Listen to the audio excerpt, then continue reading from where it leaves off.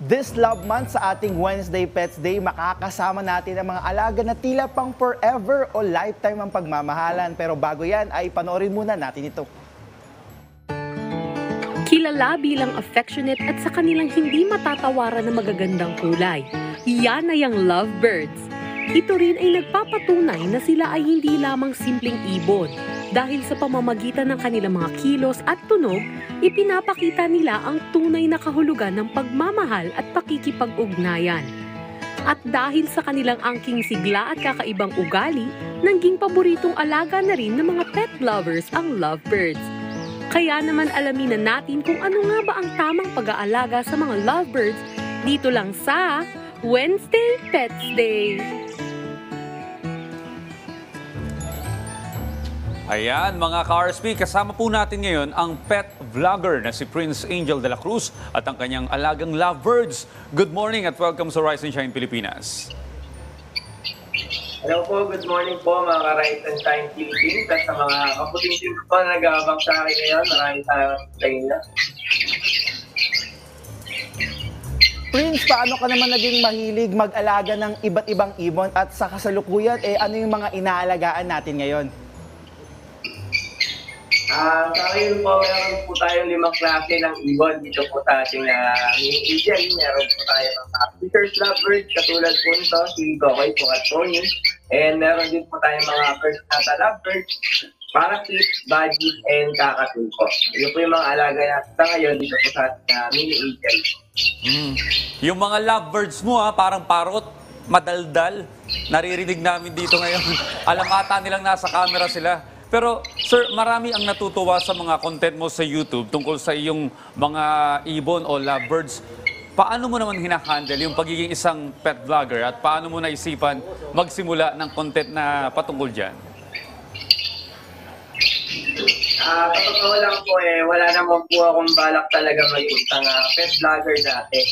So, nag-start po ito nung pandemic dahil po nung time na yun, dati lang po tayo nasa bahay at halos walang magawa. So, doon ko po naisipan na mag-train lang isang vintage na mga lovebirds ko. So, ito po si Kokoy po, ayan.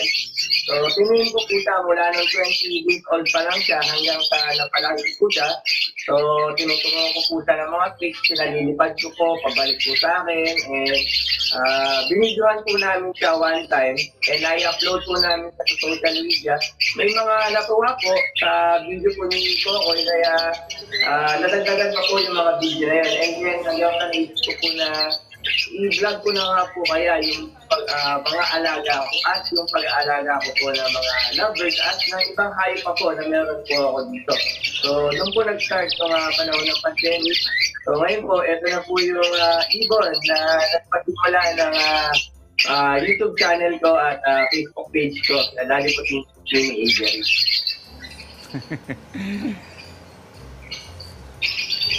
Prince, siyempre we have this responsibility para sa mga alaga natin, no? Paano naman natin napapanatili na maayos yung kalusugan ng mga lovebirds? Ano ba yung kadalasang kinakain nila para maging malusog sila? Opo, mahalaga po yun. Sigurado natin na napamagandang pet condition yung mga alaga po natin. Hindi lang po ibon, kahit na po pet na inalagaan natin. Kailangan masecure po natin yung kanilang health condition para hindi po sila basta-basta magkakasakit. So ako po dito, ang practice ko po na ginagawa sa aking mga alaga ay panatilihin maliit po yung mga inumin nila at yung mga pagkain po na ibinibigay ko sa mga alagang hayop po dito. Siyempre, pati po yung mga bahay po nila, kailangan po malinis din po tayo para iwas sakit po. Sa sobrang pagmamahal ko po sa mga alaga ko, ako na rin po yung gumawa ng sariling vitamins at probiotics na binibigay ko po sa mga ibon ko po. Ito po, yung Daddy Buting Probiotics. Ayan, ito po sariling gawa ko. At all natural po. Ito po nga probiotics na binibigay sa mga ibon ko, all organic. Kaya sinigurado ko po na ako na lang po yung gumawa para masigurado ko lahat ng gagamitin. Natural po at safe po sa mga alaga natin. So, gamitin ko na rin po yung chance na to. Available po to sa mga online shopping po natin. Well, marami po sir na nagsasabi na kapag namatay yung partner ng lovebird, ay posible rin daw na mamatay din yung naiwang partner. May katotohanan po ba ito? Well, in some points po, pwede ko po sabihin na totoo po yung ganun. Kasi kapag ka po ang isang pares po ng lovers natin ay nawalan po ng kasama sa kanyang bahay, may tendency po na may stress po yung ibon at malungkot. So, prone po siya na kapitan ng sakit kapag stress po yung ibon natin.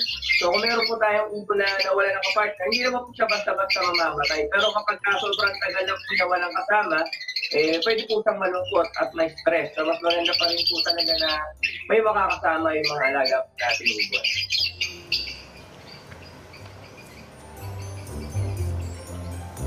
Prince, no, dahil sa maraming natutuwa para sa mga alaga mong lovebirds, para naman sa mga gustong mapanood pa yung iba pang contents tungkol dito sa ibon, no, syempre, imbitahin mo na rin ang mga ka-RSP natin na i-like ang yung social media pages at YouTube account. So, ayun po, unang sa lahat, nagpapasalamat po sa Raise and Philippines, ang PPP4, sa pagbigay sa akin ng opportunity na makapagbahagi ng konting kaalaman natin sa pag-aalaga ng ibon. So, sa mga gusto pang makarinig ng tips and advice sa pag-aalaga ng mga hayop natin, ng mga ibon natin, pwede nyo po bisitahin ng ating YouTube channel, Daddy Butingting Mini Eatery, at ang ating Facebook page, Daddy Butingting Mini Eatery. So, ayun, maraming salamat po, Right na China Philippines. At sa inyo mga kabukiting, maraming salamat sa pag-aabang ng live natin ngayon dito. Ayan, maraming salamat din sa pagbibigay sa amin ng mga tips kung paano nga ba ang tamang pag-aalaga sa mga lovebirds. At syempre sa pagbahagi mo ng iyong journey bilang isang pet owner and vlogger, Prince Angel de la Cruz. Maraming salamat.